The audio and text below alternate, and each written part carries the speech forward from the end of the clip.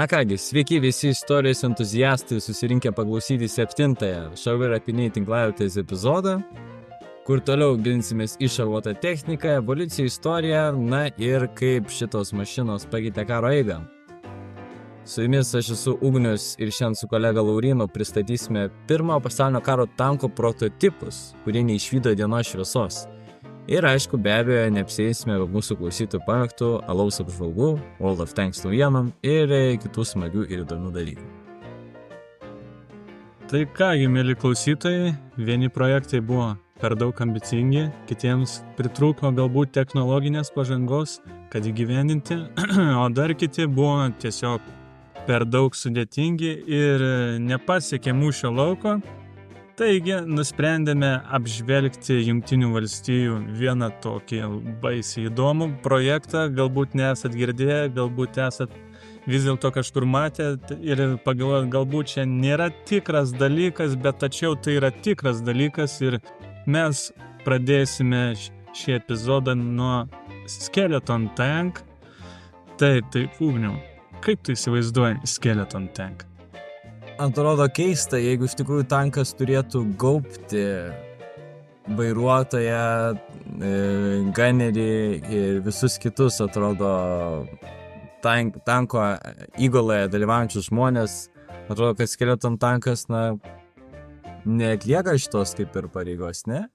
Kaip ir, tačiau čia buvo labai toks įdomus sumanymas, kad jeigu mes pašalinsime didžiąją dalį šarvų, tankas važiuos greičiau. Kiek jisai gali važiuoti greičiau? Kiek jisai sveria? 8 tonas berods. Nei daug, nei mažai. Šiek tiek galbūt lengvesnis už Britų Mark 1. Aš nežinau, man šitas projektas vienas iš keisčiausių, kurį teko matyti.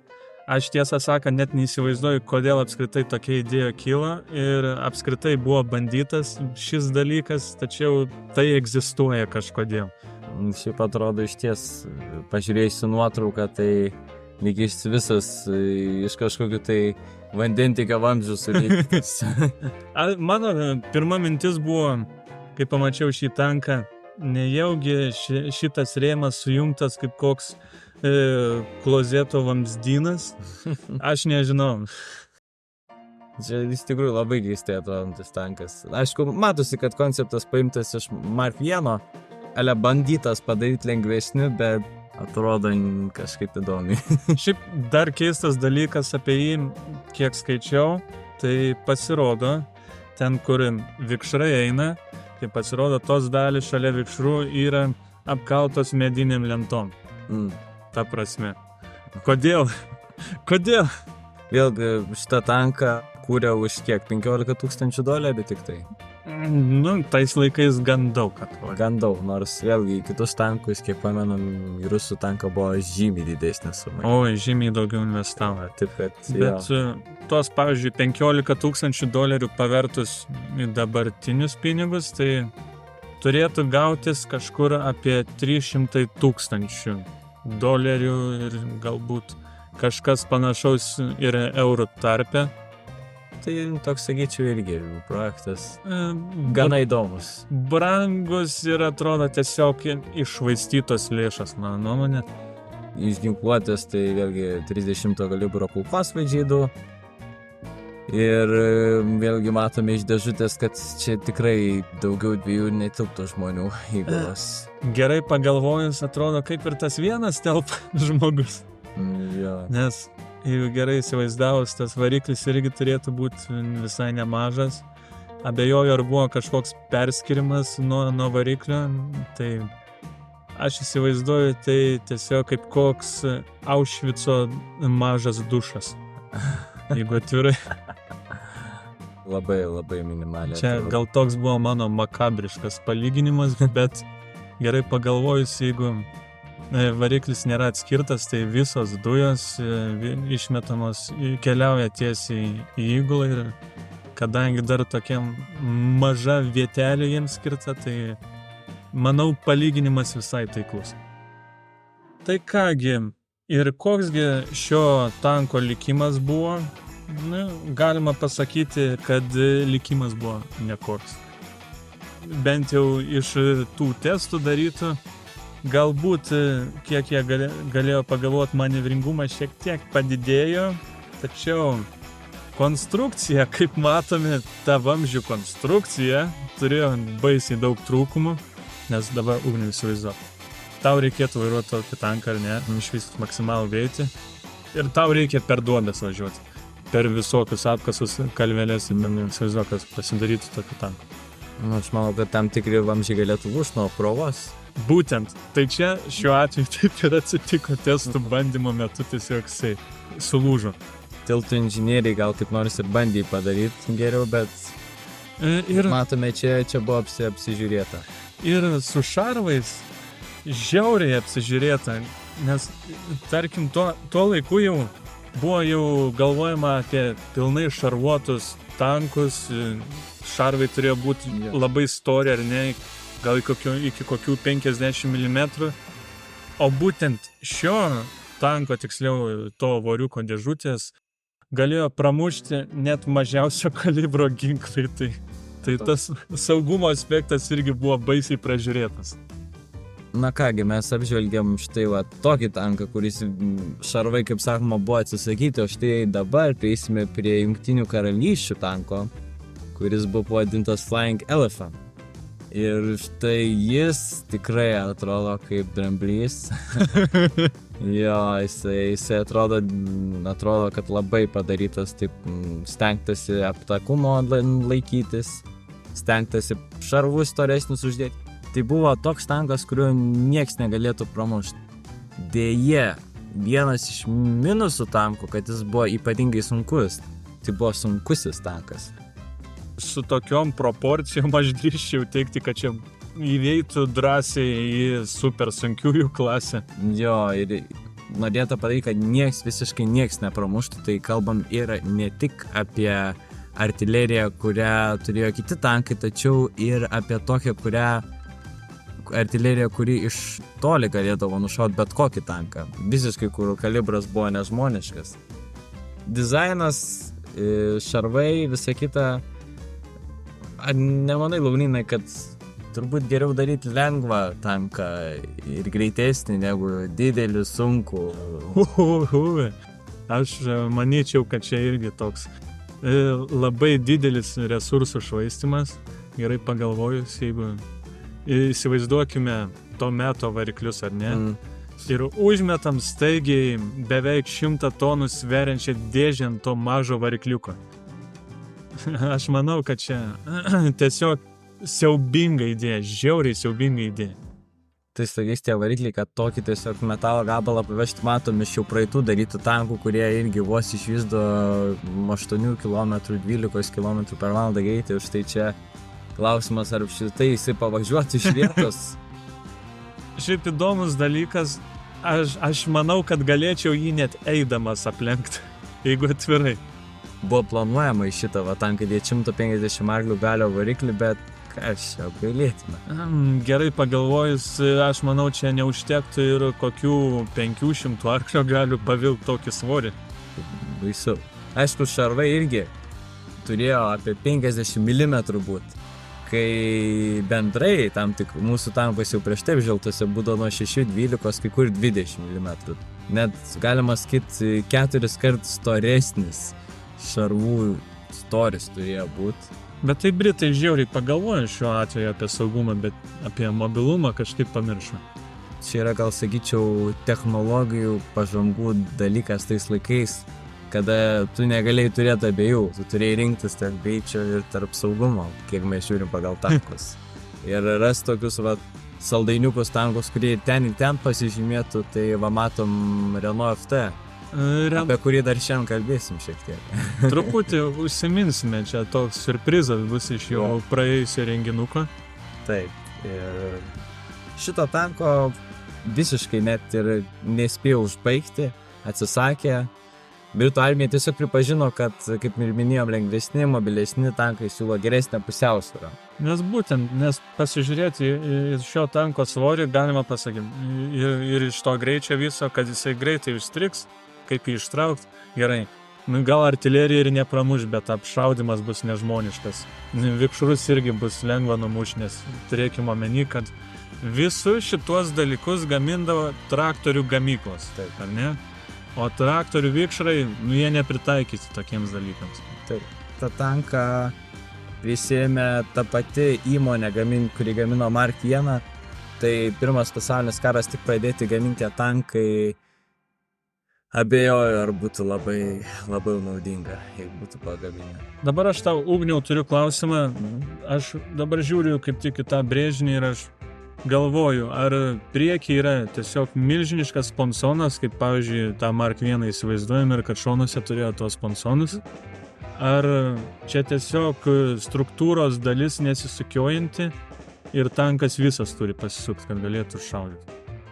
Man tai atrodo, kad šitą tanką turbūt projektuota buvo, kad jisai pasisuktų visas galėtų, tačiau, kaip matome pagal brėžinius, yra tik tai iš pačio priekio matant, yra tik tai parodyta, kad pabūklas pirmas sukasi tik tiek, kiek jis gali realiai įsikišęs tas suktis. Visas tankas dėja turi tada suktis.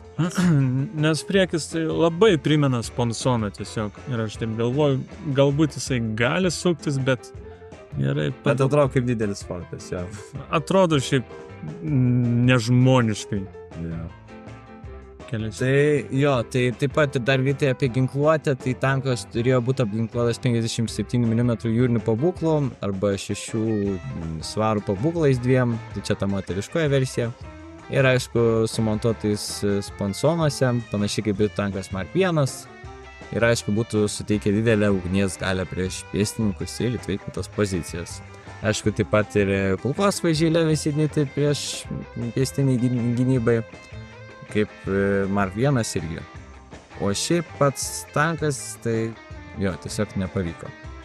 Na tai kągi, aš manau, kad reikėtų ir padaryti tokį kaip ir garbingą paminėjimą. Tai norėčiau užsiminti apie dar vieną amerikiečių tanką, Holt Gas Electric tanką. Tai kuo jis ypatingas? Na, jisai buvo kaip Van Gogho paveikslas. Sukurtas ne šiam dešimtmečiui. Ką aš to noriu pasakyti, kad buvo bandoma suderinti elektros technologijas ir įdėti benzininį variklį, padaryti tokį kaip ir miksą, pusiau elektrinis, pusiau benzininis. Na, iš esmės, idėja kaip ir gera, bet ne visai vykusi buvo. Tankui trūko labai judrumo, jisai buvo vėlgi vien lėtas. Jo variklis turėjo tik tai 90 arklio galių. Ilgis buvo apie 5 metrus, aukštis apie 2, įgula turėjo 6 narius, o svoris, sakyčiau, jau padorus visai, kaip to meto, gal 25 tonos tik tai. Ir pagrindinis ginklas, kuris turėjo būti naudojamas, tai turėjo būti 75 mm Vickers patranka. Jo, šiaip iš tikrųjų ta patranka, tai jinai gana nemaža, kad ji tiesiog būtų naudojama kaip patranka, o dar į tanką įdėti tokį. O, tai čia reikalų labai buvo ir dar kaip tik jie mąstė pridėti labai daug automatinių ginklų, tai turėjo būti dėti Browning automatiniai ginklai 7,6 mm. Na, aišku, tanko problema buvo, kad tam tikri dalykai buvo paimti iš prancūziško Saint-Chamond tanko, tam tikra suspensija. Tačiau jisai dažnai užkaisdavo gan stipriai dėl tų elektrinių visų prietaisų įstatytų. Jo, todėl buvo mąstoma apie vandens aušinimo kažkokią sistemą. Bet komplikuota irgi buvo labai. Projektas buvo baisiai sudėtingas ir tiesiog vien dėl to, aš sakyčiau, nepavyko. Taip, tankas tai išties labai įdomi. Ir kai laivas, bet ant to laivų iš šonų pridėti vikšrai, ta pačioje ta patranka irgi tokia atrodo, lyg kad ir į tolį galėtų labai šaudyti. Sakau, toks labai keistas. Na ir greitis gal toks visai padorus, visai buvo, sakyčiau, 10 km per valandą, bet kadangi greitai viskas užkaisdavo, tai nežinau, čia, kaip jau sakiau, čia kaip Van Gogho paveikslas tiesiog. Na ką, priėjom prie antrojo mūsų segmento laidos, alaus degustacija ir šiandien Laurynas turi štai įdomų tokį. Tokį vokišką visai įdomų alų, Löwenbräu München. Tai pasižiūrėsim, kas čia per importinis dalykas.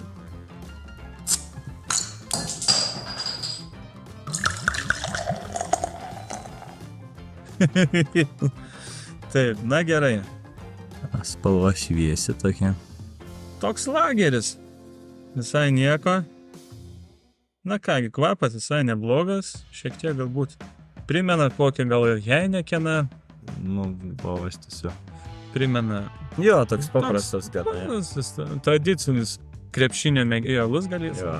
Nu ką, Na, pabandykit toliau. bandom, kas čia per toks alus. Visai neprimena švyturio ekstras. Neprimena? Neprimena. Gal sakyčiau, gal dėl to, kad daugiau angliarūgštės yra. Nu, kaip čia kitaip įvardinti. Kvepia taip skaniai toks. Toks Gailus gailus. šiek tiek vos. Gailus toks. Toks labai lengvas atrodo, jo. Jo, ir kadangi nežinau, ar verta lyginti su švyturiu, bet man atrodo, kad šis alus šiek tiek švelnesnis negu švyturio ir neturi to tokio, kaip čia geriau pasakyti, to aštrumo, nežinau kaip geriau apibūdinti. Ne aštrumo, bet Nu, tas nėra toks kandimas. jo, va, kokio žodžio aš ieškau. Tokio kandimo nėra. Visai toks lengvas, geras alus, tai rekomenduočiau. Kiek bokalų tu šių? Sakyčiau, duosiu 4 nugertus bokalus iš 5. Gerai. Nu, šitas toks gana lengvas, jo galima pagurkšnot, aš duosiu jo 3,5 nugertų iš. Tik 3,5. Nu, tai Klausykit, kolega pagailėjo. Nu, aš kaip nežinau, gal kitas geresnis bus. Na ir kągi, sekantis alus. Taigi, sekantį turim itališką, Birra Moretti, autentiką, taip, lageris irgi. Na tai kągi, lagerių kovo šiandien. Lagerių povo šiandien, jo. Nu, įvertinsim, ar italai moka gaminti alų. Nes šiaip italai, man atrodo, labiau tokie vyno gamintojai, jie labiau ant tokių dalykų verčiasi, bet Aha. pasižiūrėsim, ar jie gamina taip pat gerai alų kaip vyną.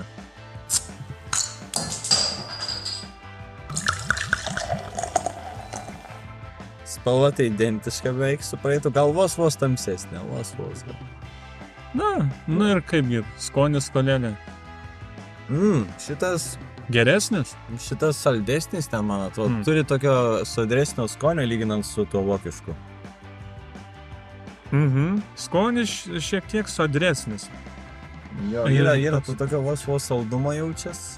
Jo, saldumas yra ir galiu pasakyti, kad kaip pavyzdžiui galima įsivaizduoti, nežinau, Baltijos kokį nors alų, tokį tamsesnį, tai jisai turi kažką tokio, panašų poskonį. Tai gal tokį labai silpną, bet šiaip visai nieko šitas alus ir pats kvapas visai neblogas ir tie burbuliukai tokie, gal angliarūgštės kiek mažiau buvo įdėta, bet visai neblogas alus, tikrai neblogas. Aš šitam duočiau 4 nugertus iš 5.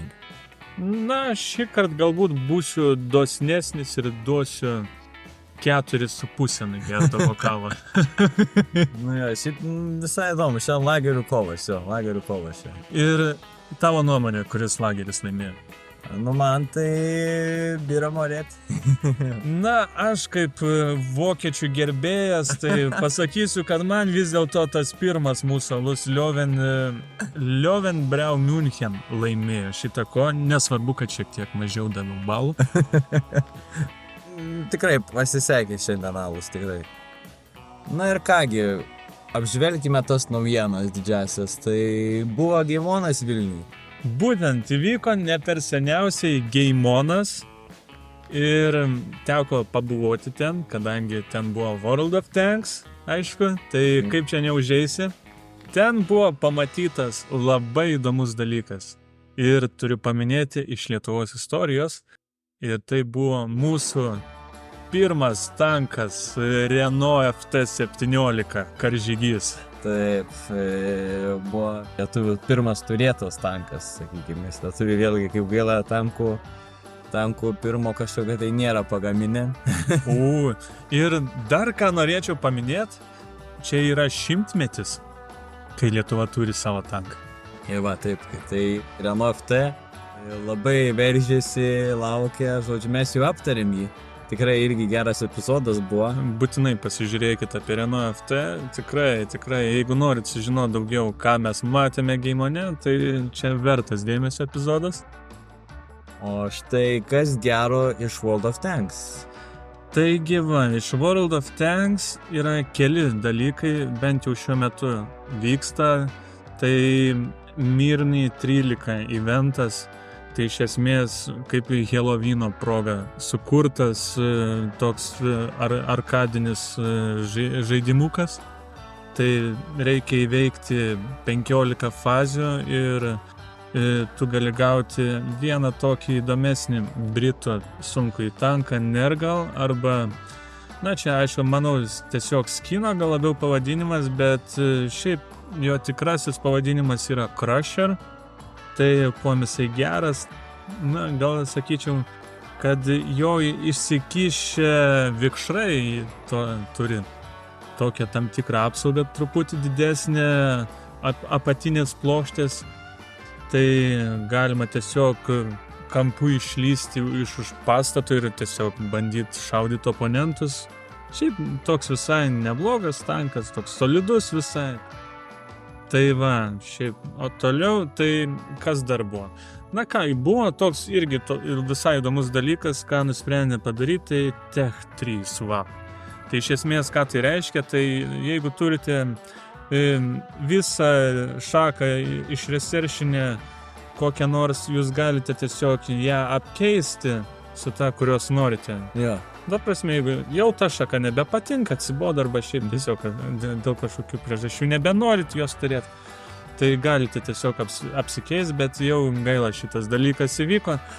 Ir tokios galimybės dabar jau nebėra padaryti, bet iš esmės aš sakyčiau, kad tai buvo iš esmės kaip kokia apgaulė, nes kai mes įsivaizduojam tą visą apsikeitimą, tai daugelį gali pasirodyti, kad šiandien kaip nemokamas kažkoks dalykas gali būti, bet tačiau reikia prisimokėti nemažai goldo, na aišku, jeigu norit sumažinti tą kainą, tai galima panaudoti ir visokius blueprintus, bonzus galima panaudoti, bet aš sakyčiau, bonzus geriau pasitaupyti ir tikrai neverta. Tiesiog neapsimoka šitą daryti.